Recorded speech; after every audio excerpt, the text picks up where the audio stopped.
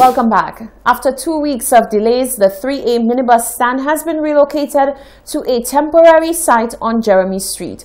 Our cameras visited the drivers at their new location. Today we are reporting from the newly relocated Lacroix 3A bus stand, which has moved from its previous location onto an empty lot here on Jeremy Street. We spoke with the association president on what delayed the move, as drivers were set to move from the 6th of October, only moving today, Friday the 23rd of October. Today we shifted from our normal area on Pena Street to here because of the sidewalk project. It has been undertaken by the Ministry of Tourism. So right now we were supposed to be here about 2 weeks ago, but there are a little bit of issues we had to put in place. We need a tent to operate. We had to get dustbins, and up to now we started, but the tent is not there as yet. But we're hoping by later today, over the weekend, we'll be having the tents, because we do not want our passengers to be going across the road, over the busy road, and shelter the sun and the rain. Yeah, but so far the drivers are liking the spot, because on the other side you have to be in your vehicle every couple of minutes, starting and shifting. Here you could park until your turn arrives. So definitely, some drivers will be liking that area. Right here on the stand, we spoke to a few drivers on how they are settling into their new home. Here's what they had to say. It's okay for the time there. What we have to do because we have more space and we like it. We want a permanent bus stand, especially here. If we put a roof for us and a toilet, that's all we need. Yes, we're happy where we get there because it's good for us. We're not going to start van each time. Each time we park, we could sit down and eat and get load and go up. So we're really happy with that. If we could stay there for the rest, that would be nice. Along with the relocation, officers attached to the traffic department are also set to redirect traffic along Jeremy Street to ensure that the movement of buses impedes traffic as little as possible. For Hot 7 News, I am Jacques Wooding. A cohort of local talents will join regional counterparts for a virtual concert this weekend in commemoration of the 75th anniversary of the United Nations. We spoke with featured artist Ronald Buhingson on what to expect this Sunday. The United Nations, Barbados, and the Eastern Caribbean will commemorate UN Day with a virtual concert entitled Unity is Strength, Shaping Our Future Together. The virtual event will feature artists from around the region in a variety of genres, from soca to smooth jazz. Hot 7 TV spoke with local musician Ronald Buhingson ahead of his preparations to take the screen. It struck me that just about everybody there is soca, and the only two people there that are not soca are Turo Tappin from Barbados and myself. So it's a great honor for me to be part of that, elite group of Caribbean artists. Everybody is there, just about everybody. The seasoned musician believes that this is an opportunity to showcase the growing and cherished talents coming from the Caribbean. Well, most of the Caribbean islands are part of the UN, and so if the UN is celebrating its 25th anniversary, it's only fitting that Caribbean artists be part of that celebration. I would imagine that because of COVID-19, people want some kind of thing to uplift them, some feel-good kind of thing. The concert will be streamed on various regional broadcasting networks and social media platforms, including YouTube and Facebook. Members of the public are encouraged to tune in to the free virtual concert at 7 p.m. on Sunday, October 25th. Jacques Wooding, Hot 7 News. Local musician Tedison John has joined discussions on the government's intention to enact legislation which would mandate radio stations to dedicate 50% of their airtime to music from the OECS. John believes that in a post-COVID-19 environment, this could be instrumental in the survival of the music industry.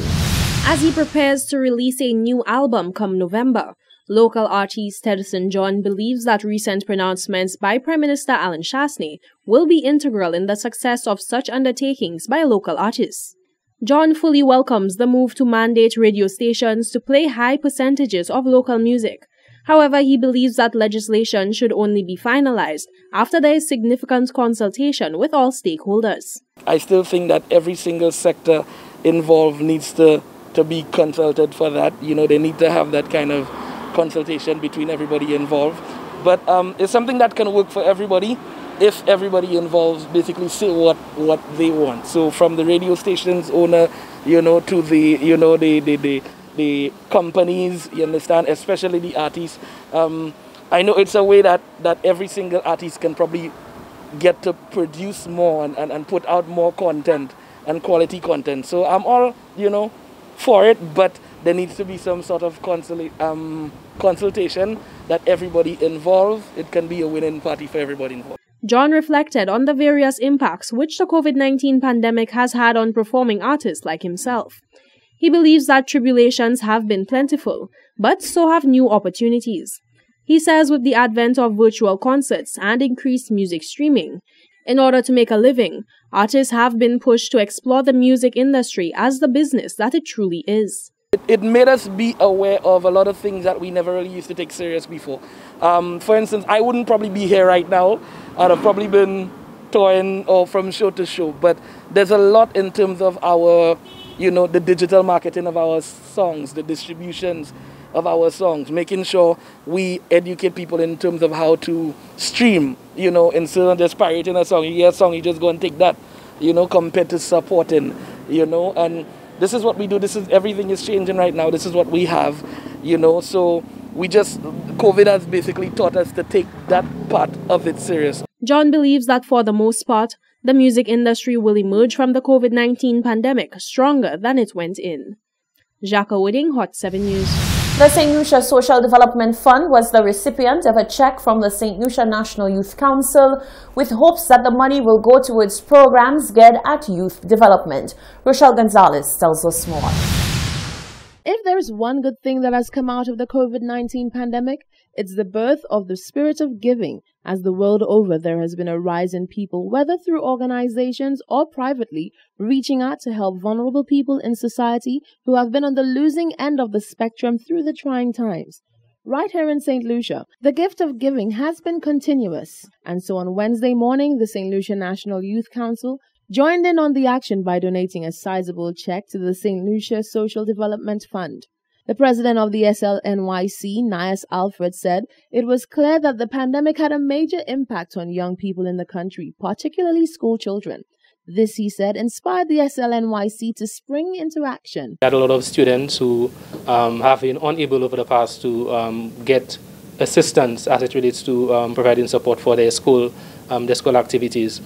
With COVID, it became much worse, and these students could not afford or have been unable to afford the cost of basic things like schools, bags, uniforms, and such. And with the high rate of unemployment in St. Lucia, of course, their parents would have been the one mostly affected.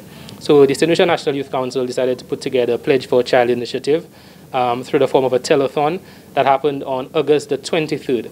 And the purpose of that was to basically reach out to our communities, our diaspora, our people, our corporate community, to provide support to these young people.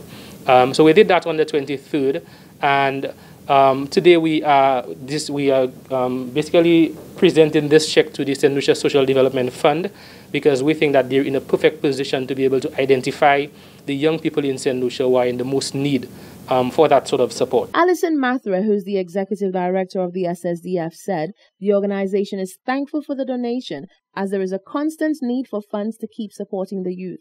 He said such kind gestures serves to help young people break from the grips of poverty and build a comfortable and sustainable life for themselves. Even though it is known internationally that or widely recognized that education is a ticket out of poverty, we still have a number of students annually that are not able to go to school on a regular basis because they do not have the financial wherewithal to purchase the books, uniforms, transportation, and meals to some extent. So we are grappling with, as the president of the NYC said, COVID has created an even greater need. And so our resources are never has been able to cover all the people requesting assistance or needing assistance. So we appreciate that even more. But having listened to, just the idea of that donation has sparked some thoughts about a continuing collaboration with the NYC, because we recognize that the business of assisting students with education doesn't end with just financial resources. Mathura said he hopes this donation will serve as a template for other community mentorship programs, stakeholders, as well as other youth councils to follow. Both parties say they look forward to working with each other through similar ventures in the future. Reporting for Hot 7 News, I am Rochelle Gonzalez. Stay with us. Our special Moi Heritage Creole feature, sports and weather are all coming up after the break.